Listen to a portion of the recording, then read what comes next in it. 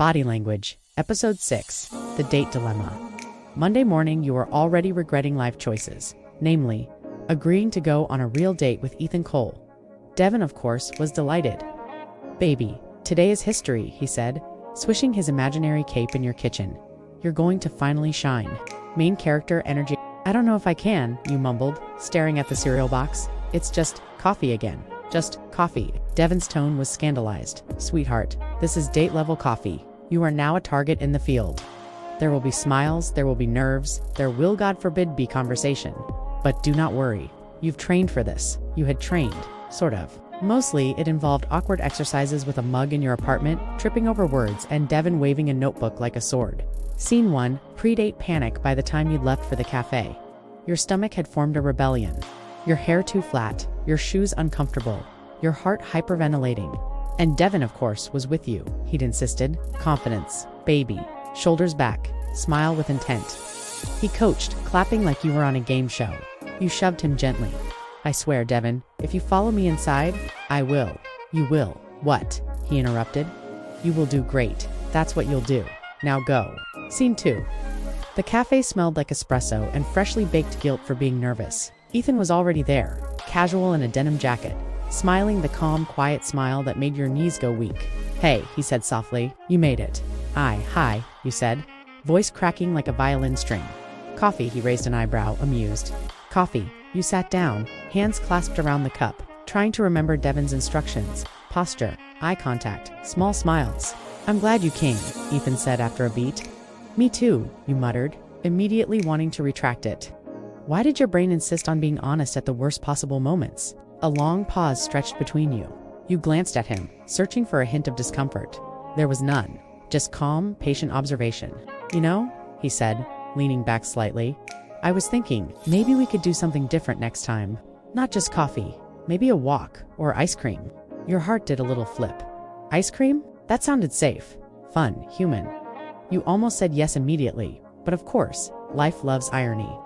Scene 3. The disaster, because, of course, a disaster was waiting. A dogga, tiny yappy, tail-wagging tornado ran past the cafe door, knocking over a barista's tray. Coffee spilled. Cups clattered. The dog's owner tripped. Chaos erupted. You naturally jumped to help. Ethan dove in too. And somehow, in the middle of the mess, your cup tipped, spilling hot coffee down your blouse. "Fiona," Devon's voice was sharp in your mind. "I told you to practice with mugs, not live grenades." Ethan froze. You froze. The cafe froze.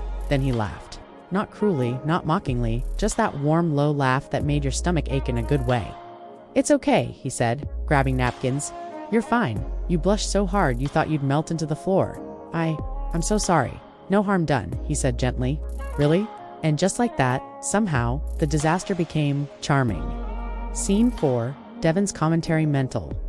From your side of the booth, you imagined Devon's inner monologue. "Oh honey, disaster plus coffee plus blushing equals perfect romantic tension." You're welcome. You wanted to roll your eyes, but secretly you knew Devon was right.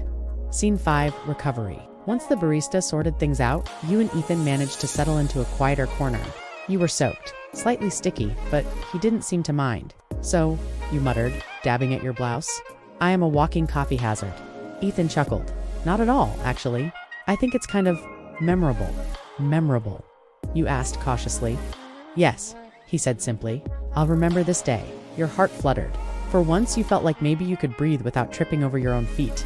Scene 6. Walk home. After the cafe settled down, Ethan offered to walk you back. The streets were quiet, a soft breeze brushing past, and you felt, dare you admit it? "Normal, you're different today," he said, breaking the comfortable silence. "How so?" you asked, wary, less tense, more you. You nearly laughed. "I spilled coffee on myself and still, you're glowing," he said quietly. You blinked, glowing. He actually said that. Before you could respond, Devon appeared magically at the corner of your street, waving like a signal flare. "End of mission, excellent work, soldier," you groaned. "Devon." He saluted. "Kudos, Fiona Belmont. First official date survived. Coffee casualties included, but emotionally victorious." You shook your head but smiled. Scene 7. Reflection. That night, lying in bed, you replayed the day, the spill, the laugh, the walk home.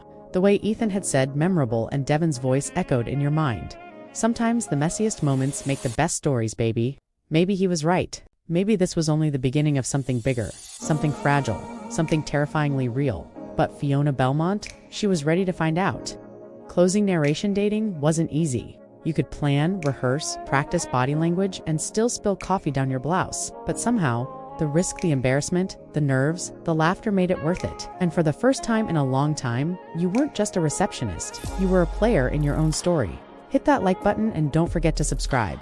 Brace yourself for what comes next. Till next time, in our next chapter. Body language, are you fluent?